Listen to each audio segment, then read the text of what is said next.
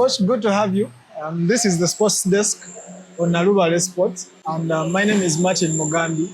Usually, we bring the people that, or the first stakeholders of sport in Uganda to discuss the issues at hand. And particularly today, we are glad to have you. Over 50 years in the sport. First of all, it's 50 years for you, but very many out there might be hearing your name for the very first time. I'm with Mr. Paul Mutambuze, one of the people who have represented Uganda at the Olympics. That was about 30 years ago, but still part of the game. True. Yeah, like they say, my name's Paul Mutambuze. Yeah, I've been into table tennis virtually for the better part of my life. I've lived, dreamt everything about table tennis. And like you say, I started playing over 50 years ago as a junior.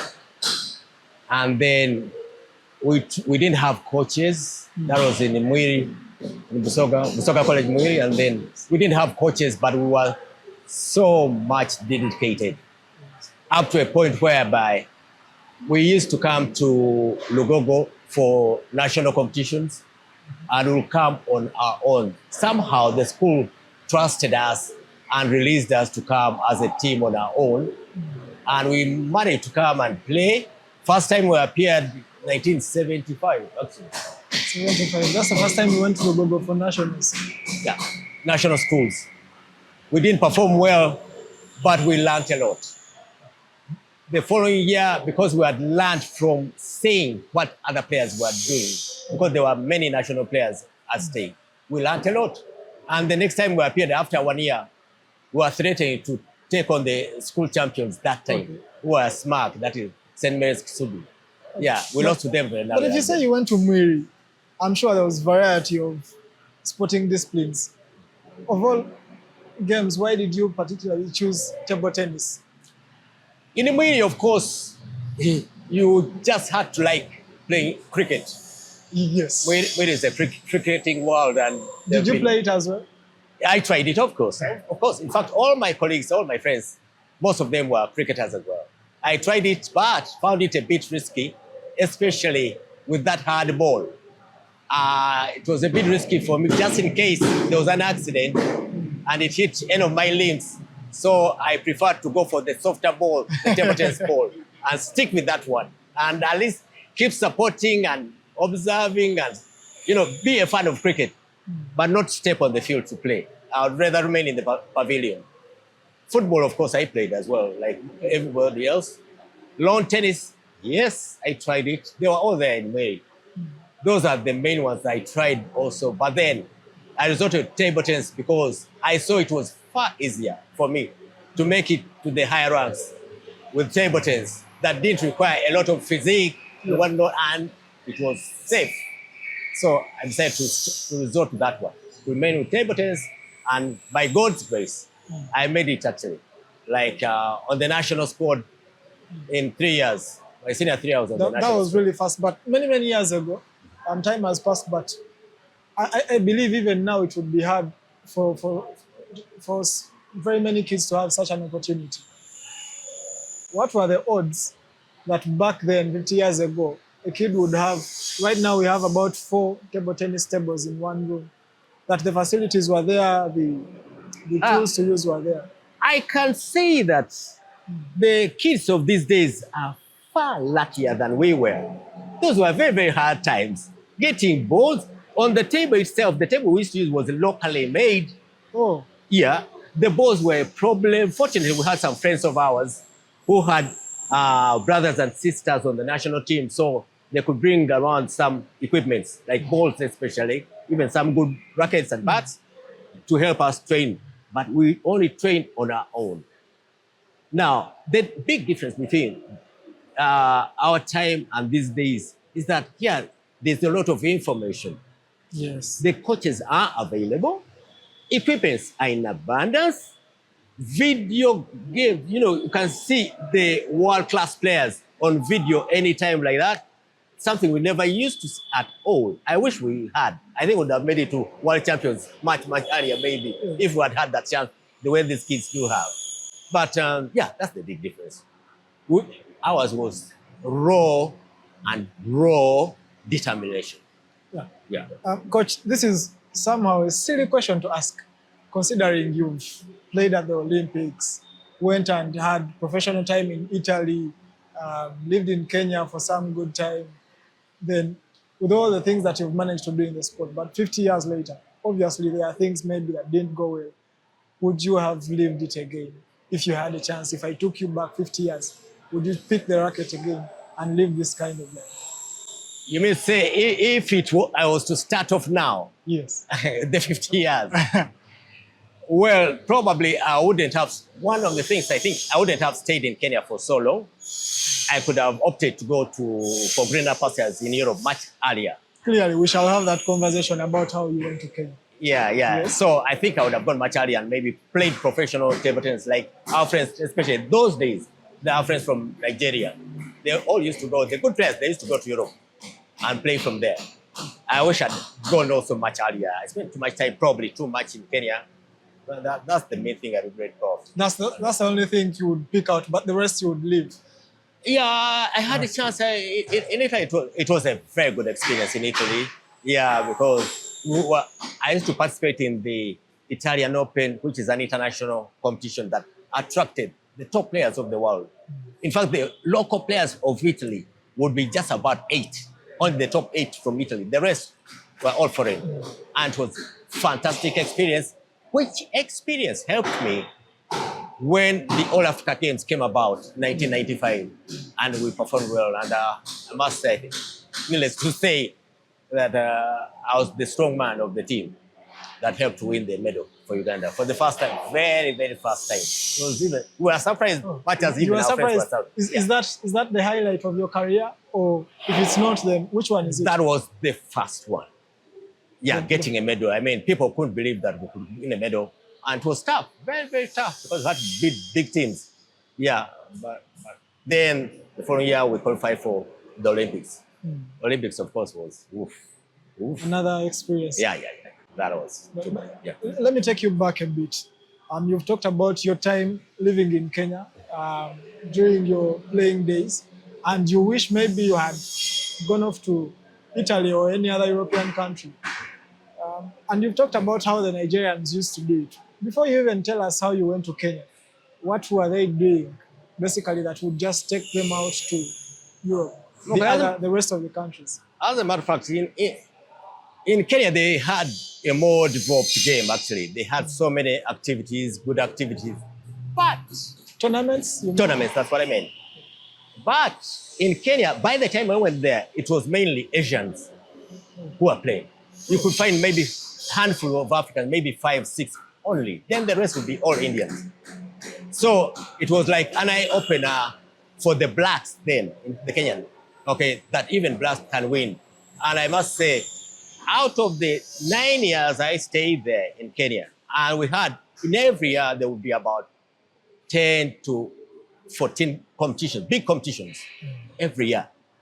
And I lost maybe 5 times, only 5 times. Out of, in 9 years, I just lost 5 times. Basically, I wrote them. That's some record. Yeah, in East Africa, yeah. And actually, it reached a point where I didn't have much competition in Kenya. Okay, in East Africa, basically. I'd run out of competition locally, and I needed to go far ahead.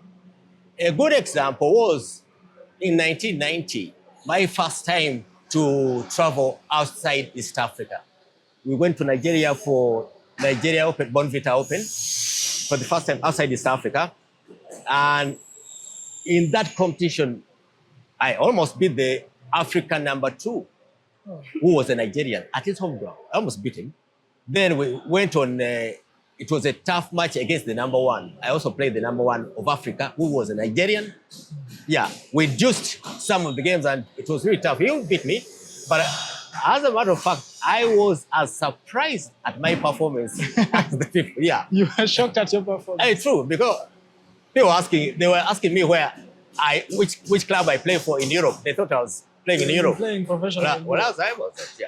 I was based in Kenya, that was all. So that was big eye-opener. Like, wait a minute, I think it's time to move on.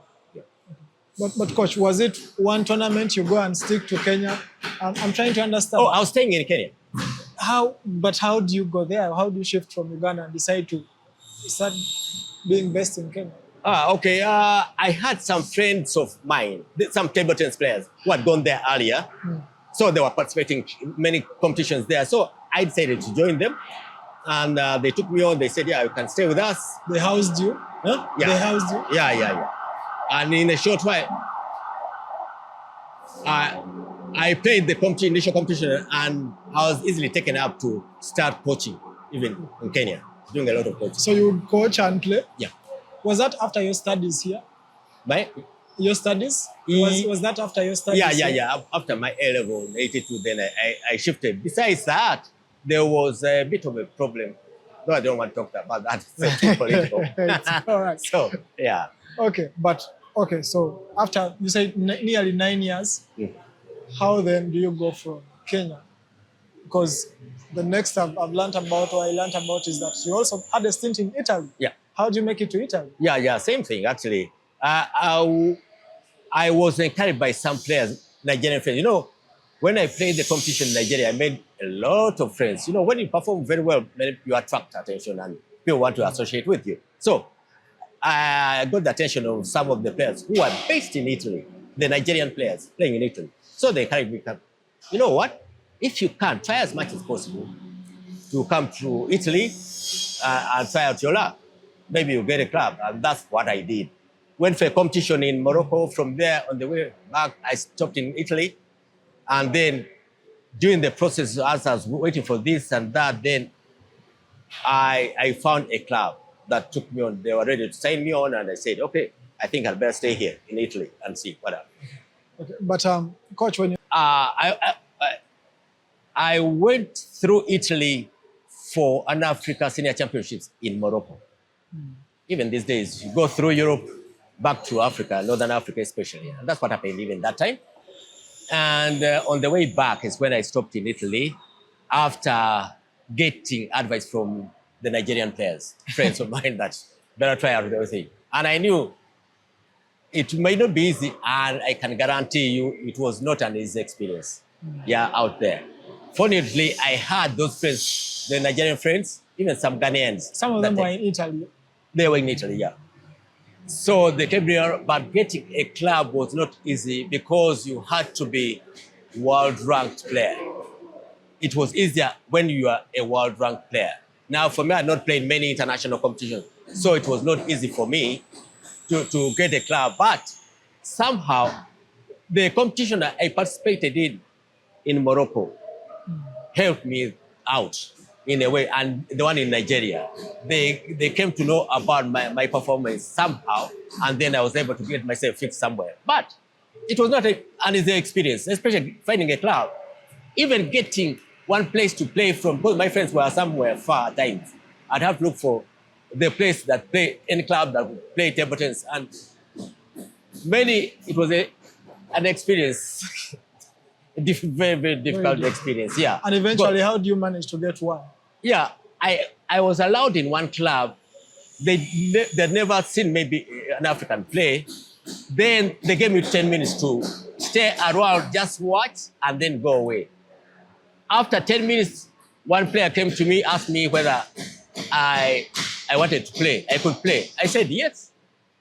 It was a lady. She asked me whether I had my equipment. I said, yeah, I had them, my bat, and it was a good one. Then when she saw it, she realized, hey, wait a minute, this is a professional bat. This might not be a simple player. So they allowed me she called me to train a bit with her, and everybody, all those Italians gathered around the table to see whether I knew what I was doing. But by then, I'd even played during the Italian Open. Actually, I was lucky I just played the Italian Open that time. They didn't know about it. Actually, I stayed in Italy because that competition was coming on. So I said, I can't go back to Uganda, then come back. This is a chance. Let me wait for it. Exactly. And fortunately, I allowed. Now, you remember, it's very few Italians are allowed. Only the cream participate in that competition. Probably top 8 only. The rest are all foreigners, world champions and one of Chinese, everybody. So for me to participate in that competition, when I told those Italians that I'd participated in that competition, they couldn't believe it. They said, wait a minute. You participated because they are not. For them, they are not. It's hard for them. That alone guaranteed that no, I think the future is bright. And soon after, they were asking me, can we sign you on? What not? Until finally, I got a club later.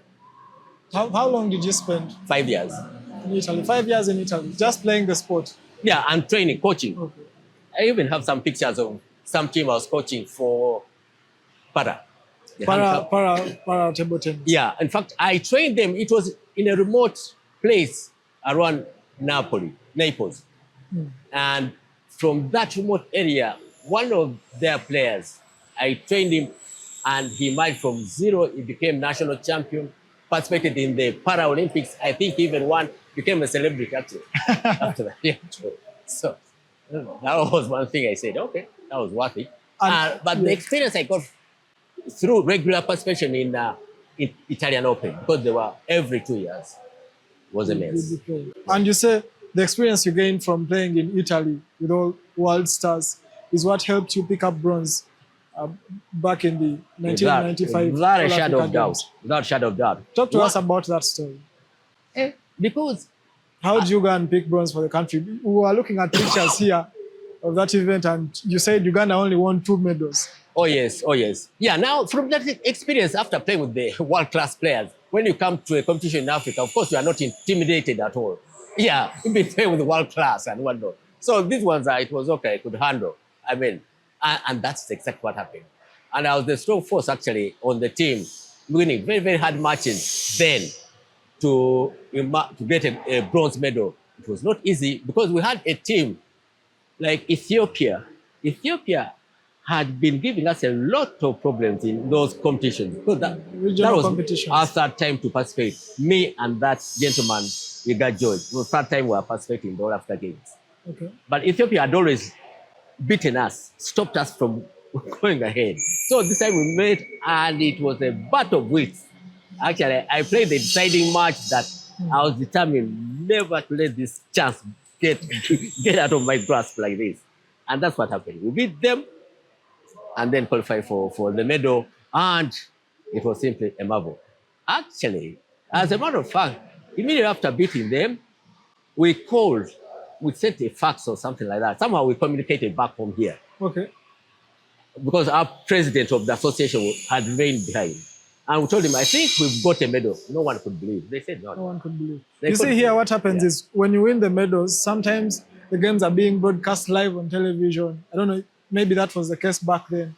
But everyone is posting on social media. So I think before you even see your own pictures back at home, we've seen them already, and the excitement is growing.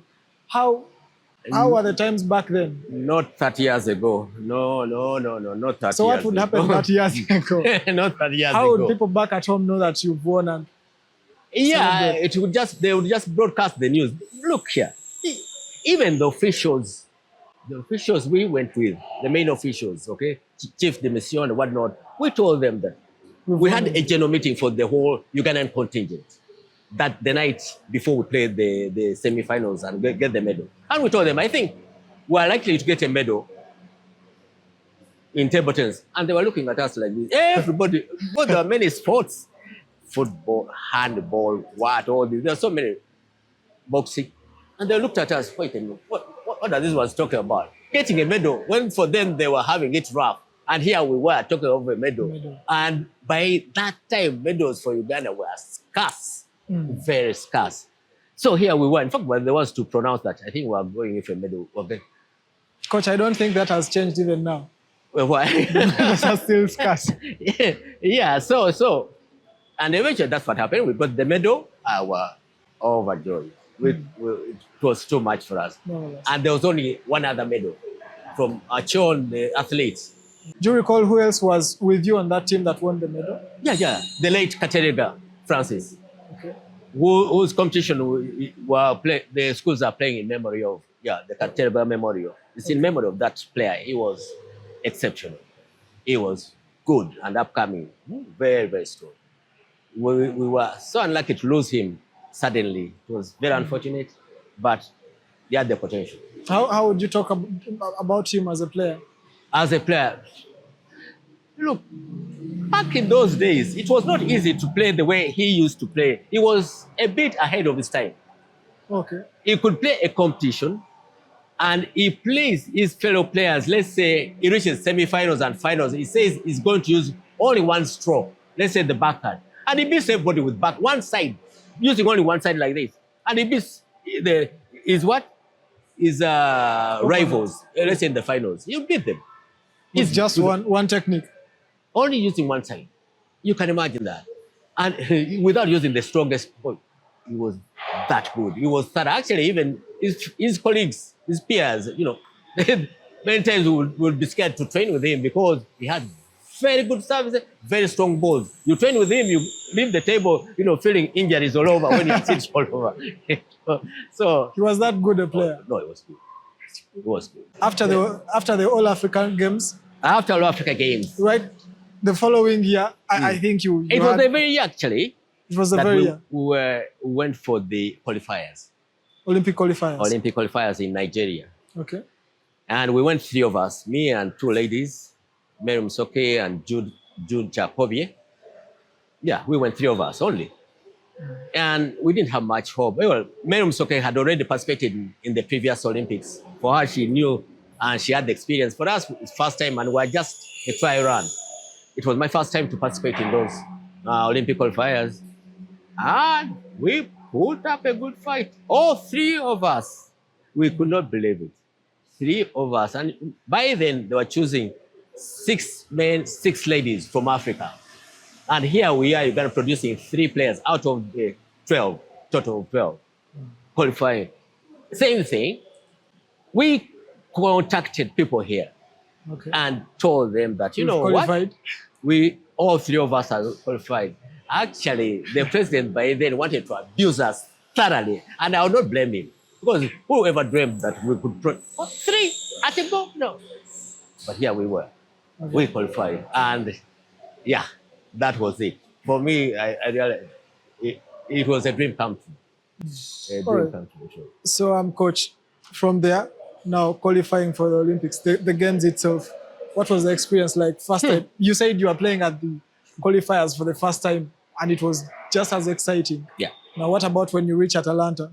Now. For those games. For me, personally, but it's not that I was the only one. I think the 3 of us, we were the lowest ranked, almost the lowest ranked players in the world. Of all those who qualified. Okay? So the lowest ranked players had to play against the top ranked players of the world, the first matches. Oh my, they set you. And you can, you can, and of course they were Chinese. And I had to play a Chinese first round. We were put in groups. Yeah, we were put in groups of 4. Among them, the Chinese who reached the finals of those Olympics, actually. It was in our group. And so you were defeated by the very best. You can imagine the amount of prayers I gave because I knew it was hard to win, but I did not want him to beat me thoroughly hands down, like whipping me. That's all I was praying for. And I can guarantee you what I put up against the Chinese was something to remember. Okay. I gave my best. I tried giving my best. And I got very decent scores off the Chinese. In fact, I think it was my best match of all. Yeah. Of all your entire career? No, of the Olympics. Of the Olympics. It was my best match because I gave him, and it was a question of whenever you got a chance, let's say, to attack, you gave mob, maximum, extra, and I ended up getting decent scores. How do I know they were decent? As we were playing, there was a billboard, big billboard. Yes. There were 8 tables, and on the billboard were showing all the scores on all the tables. Come the end of the first game, I checked. I think our game took a bit longer because I got quite a number of points. Only to realize people were better ranked than me. They were being beaten 21-3, 21-4. And I was like, wait a minute, what's this hard? For me, I got 11. And I was like, hey, this is the. I was shocked actually. I actually punched over my weight. Yes, actually. Yeah. So I thought the next game the man would just kill me like that. What? The But he next didn't. game I put up even a decent performance. Seriously, and he beat me at 14. Very decent. And I checked the scores on other tables for players who are far better ranked than me. And they were being beaten 21-3, under 10, And for me, I was over 10. I was like, hey, wait a minute. I think this is not bad performance. Not a bad one. Yeah. But what's your highlight from those Olympic Games? Is it that putting up your best? Yes. Very many moments happened in there. Yeah, that was one of them. Okay, good performance. Playing with the main stars of the world.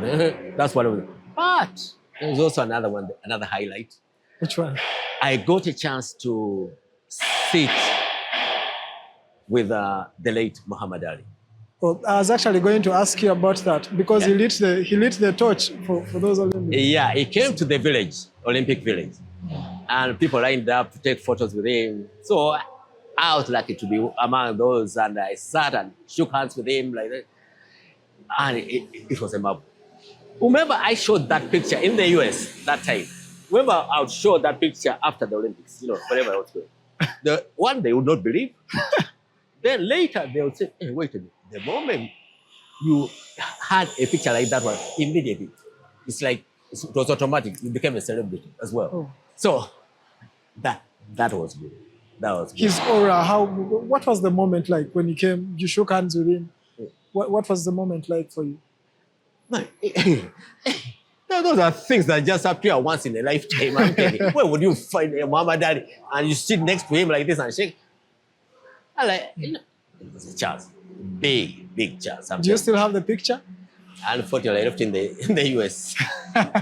Yeah. Because next thing I was going to ask is that when you show it to your younger family members, your kids or grandchildren, what they say about that? No, I left it somehow. I lost it.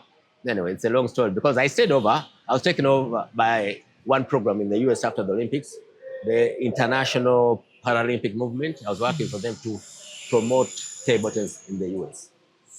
Yeah, I was coaching, I was doing exhibitions, talk shows, playing competitions. It was a good one. And it was during that time that I even participated in the Oklahoma State competition, where I became the Oklahoma State champion that year. Okay. Yeah, 1996, yeah. How much time did you have in the US after that? 1 year. 1 year. But it was that impactful. You've mentioned all the things you did. Yeah. 1 year and you did all that. In the US? Yeah.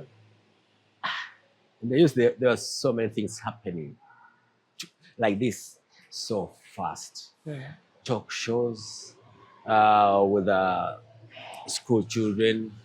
Then some adults who had dropped out of school will hold talk shows with them, exhibitions. It was a lot. Yeah. There was a lot happening, by the way. Yeah. What went on after that? After the Olympics and the Paralympic movement? Yes. What next after that? Yeah, then I left the US prematurely. Somehow, I never played in the World Championships. So I went to Manchester, left US to go to Manchester, but I was unfortunate not to make it back to the US somehow. I was denied the visa, so I failed to go back. That's what happened. Otherwise, I was supposed to have gone back. Because I had the papers. Yeah. Yeah. But at the embassy, they failed to grant me the visa. Yeah. So I decided to come back. You've had all these beautiful moments, met Muhammad Ali at the Olympics, got bronze for the country at the All Africa Games. How then and when do you put the tools down and stop playing? Yeah, I should have put them down, like I was saying, in 2019, after that one international event, probably Commonwealth or All Africa Games, one of them. I was training for that until I stopped abruptly. What happened? Yeah, all of a sudden the president of the National Association by then introduced an age limit to qualification to the national team. Something that was bizarre, never been heard of anywhere. I asked many colleagues from other countries, they said, which kind of person is that talking about age limit in an individual sport? It doesn't happen. Okay. Besides, that was my last one. And I wanted to give it my all. Whatever I had left in me, I wanted to give it then. But I was denied. And then, it was bad because actually it affects the health, even mentally. Health-wise, actually, it can really be devastating when you break down suddenly. I mean, I kind of went into depression because of that. Okay, and it could have been fatal, the depression I went through because of that.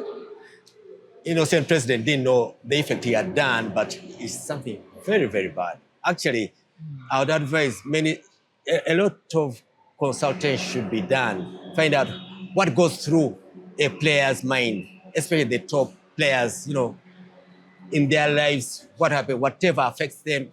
It is very, very important. Mental health. To handle them, they need handling differently. Because, someone can easily break like that.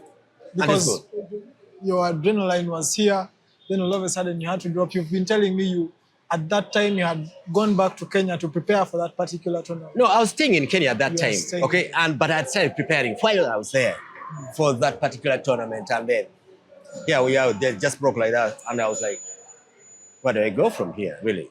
I mean, I'd planned for that particular one because it takes a lot to prepare for such competition. It takes a lot, by the way. It doesn't happen a week before or a month before. No.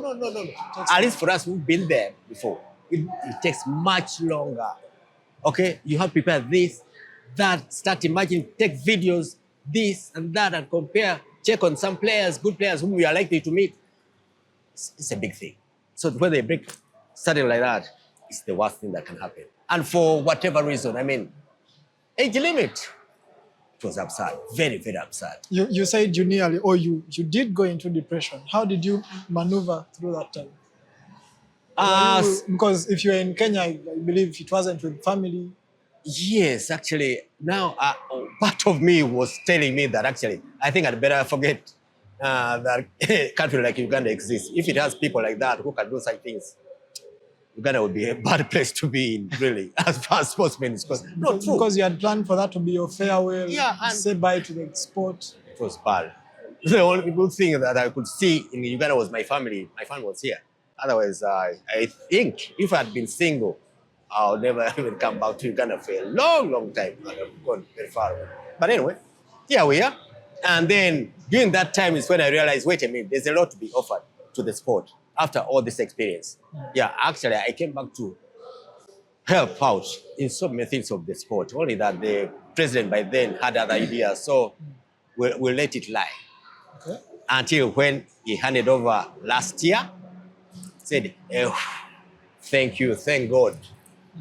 So now we start a different chapter with a new person who was once a top player. He knows exactly what it takes to make a good player. It's fantastic, really. He's the right man. At least the sport needed such a person at this particular time. Person who has played. Yeah, his vision, he has wonderful vision, really. That's what the sport needs. Yeah, I even talk to sportsmen of other disciplines. And they wish they could get our president and take him to be their president in their sports, really. He is really changing the sport. And at that rate, more people who had left the sport are coming back. More schools are coming in, joining the sport. Institutions, higher institutions are also coming on board. Many companies are also trying to get back in the sport. What more can we wish for, really? So, Coach, as a person who has been part of the sport for almost half a century, not even almost, half a century, you know what happened way back and what is happening right now. Where do you place our table tennis right now? And where do you see it going? Now, this is something that happened because there was a lot of bad blood in the last association committee. So many people had left the sport. Now they're coming back. But what it did then was to force many people who are maybe not in so much in good books with the president by then to start up their own centers. Okay. And those centers is through that you have the Nakasero Center that is top producing world-class players. Yeah. So people resorted to maybe not actively playing, but starting up their own centers. And they've mushroomed quite a number. And now, if it continues like this, if we can always tap onto a lot of talent from different areas, and then the sport goes sky high. You're talking about a lot of talents from different areas, and I've been told about your programs developing the game in areas like Busoga and all. Yeah. Talk to us about what you're doing now, not playing, but coaching from the national team. The endeavors that you're doing. Yeah, of course. At times when I'm called on, I can handle the national team, like last year when I did for the All Africa Games, and in 2024, and then last year the All Africa Senior Championships in Tunisia, where for the first time a Ugandan team, national team, managed to reach the finals of a senior event. The national team, it was awesome. More so when the ladies, those are the girls, and they're young. From Nakasero, 2 of them. One of them from, it was a girl from Uganda. Can you imagine? Uganda. The third player on that team was from Uganda, and he was a primary girl, primary school girl. Excuse me. So there you are. They performed well, and they took on Nigeria, especially Nigeria. Nigeria had been the dominant force for a long, long time during our days. By the way, during our days, prime days, it was Nigeria all through, the men and women, Nigeria. So they took them on in the semifinals, and they beat them properly in the semifinals to qualify for the finals. It was wonderful. That was great. So I hope more players will be around to be groomed, and they can take over and continue winning medals for the country. And when you're not coaching the national team, what else are you doing? I train, like here at Kampala Quality, and a coach here, head coach here. I also train at men's schools in Jinja, like every weekend. You're in Jinja? Yeah, in different schools, moving from one school, Mwiri, Jinja SS, St. John, Wakitaka, 7. Actually, I just limit the number. I wish I could increase, but I'm alone. Yeah, but with the time, it will happen. So we spread the game. Basically, I would love to see this game spread all over the country. And I pray, and it's very possible, especially with this new management in table tennis, because that's the vision he has, spread the sport. And it's so easy to spread, by the way. Table tennis is very easy to spread. Yeah. You've been telling me about its simplicity, the tables. Yeah. Even if you don't have a proper table like this one, anything. You said when you started playing, the table you used was locally made. Locally made. And we produced national team players. In fact, I was not the only one. Even after me, there are others who came after me, still playing on locally made table. But it was possible. And why not? Yeah, and that's not the only place. Even other places, they train from locally made tables. As long as they have the determination, they train, see, they have the talent, produce the results. True, it's possible. Okay. And that's my dream, that the game spreads all over the country. I can assure you there's plenty of talent everywhere in the north, in the east, in the plenty of talent waiting to be tapped. What, in your opinion, what do you think hinders it? Because some of the challenges you might speak about that hindered you back then, maybe money issues and all, could be some of the challenges that players right now are facing 50 years later, and it's the same challenges. Is it in management? Is it in talent? What's the fundamental issue here? I think the main one now, for now, could be management, but also financial resources, because back then there were not so many competitions. So even if you went 1 or 2, that would be good enough. But right now, you must attend several international competitions to check on what is trending at every time. The game is evolving every other day. So you, by force, now that requires a lot of resources. Fortunately, the government has started pushing in some resources, but I can guarantee you, like the world champion, that's Joseph Sebatindida alone, if he's to move around in the different competitions that he should be attending, he could use up all the money that's allocated to table tennis. Alone, one person, easily, like that. In China, where all over he goes this way. If he does whatever he's supposed to do. Take up all the funds. So still resources. Much as there are some resources and all these things, but still, even the demand has increased. Yeah, because of the nature of the sport now. Yeah, it is tough. It is tough. Many players are playing and they're playing well. And the other issue also is like the North African countries, from what I saw, most of their players are based in Europe. They hold any continental competition, they just come, like they never stay in Africa. They just come up, play, hit you all over the place and go back. So unless we start planning and looking at possibility of having some of our players also Playing professionally. Yeah, it will make it extremely tough to get medals, by the way. Yeah, because out there you are playing against world-class players, world-class. Yeah. They are playing this, that, and they are playing for money anyway. That's their livelihood. Now, playing against a player like that one here, when you have to do this and that, it's tough. All right. And coach, my very last of questions. I saw it from when I came here to meet you. Sometimes you meet players or athletes who played probably 2 games, other sports, 2 games in the top tier, and they're walking around with hoodies, big shades, black, dark shades. Can't say hello, but here you are. When you meet the real people who have achieved quite a number of things in life, played at the biggest stages, and yet you still manage to stay humble. What's your mantra in life that you live by? What keeps you grounded? Thanks very much for the compliment. I didn't know I was that humble. No, I didn't. But you know what? Maybe I got in your good books. You know, but one thing I found out, when you stay humble, you'll be liked by many people. I'm telling you, you don't lose. You grow wings. Think you are so big. Even in the competition, even your competitors, your rivals in the sport, the moment you pull up your wings like this, you are inviting a lot of unnecessary trouble. This kid, Joseph Sebatindira, no wonder is liked. By the way, he's a superstar. He's liked all over the world, by the way. I think he's liked outside the world more than in Uganda. He's so humble. The kid is likable. Simple as that. And with that, you go very far. You go very far. You don't lose.